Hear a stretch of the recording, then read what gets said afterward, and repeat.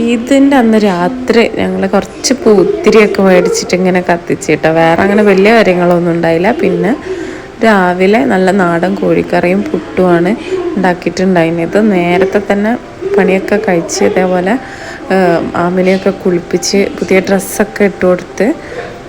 അപ്പം പിന്നെ അവൾക്ക് ചുണ്ട് നല്ല ഡ്രൈ ആയതുകൊണ്ട് തന്നെ ഡോക്ടറിനോട് ചോദിച്ചിട്ട് ലിപ് ബാം, പ്ലെയിൻ ആയിട്ടുള്ള ലിപ് ബാം യൂസ് ചെയ്യലുണ്ട്.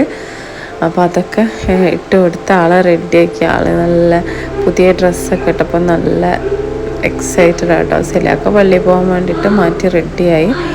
അത് കഴിഞ്ഞ് ഞാൻ കുറച്ച് നെയ്ച്ചോറുണ്ടാക്കി. ഞങ്ങൾ വീട്ടിൽ പോകാനുള്ള പ്ലാനിലാണെന്നുണ്ട്. കാര്യമായിട്ടുള്ള ഫുഡും കാര്യങ്ങളൊന്നും ഇവിടെ ഉണ്ടാക്കിയിട്ടില്ല. ബാക്കിയൊക്കെ വീട്ടിൽ നിന്നാവാമെന്ന് വിചാരിച്ച്. സെലിയാക്ക കുറച്ച് വേറെ സ്ഥലത്ത് പോകേണ്ടതിന് ഞാൻ എൻ്റെ വീട്ടിലേക്കും പോയി. പെട്രോളൊക്കെ അടിക്കാനുണ്ടതിന് അതൊക്കെ കഴിഞ്ഞിട്ടാണ് വീട്ടിൽ കയറിയപ്പോൾ അവിടെ ഒരുപാട് വിരുന്നുകാരൊക്കെ ഉണ്ടേനി. പിന്നെ എൻ്റെ സിസ്റ്ററിൻ്റെ മോളാണ് നുന്നു.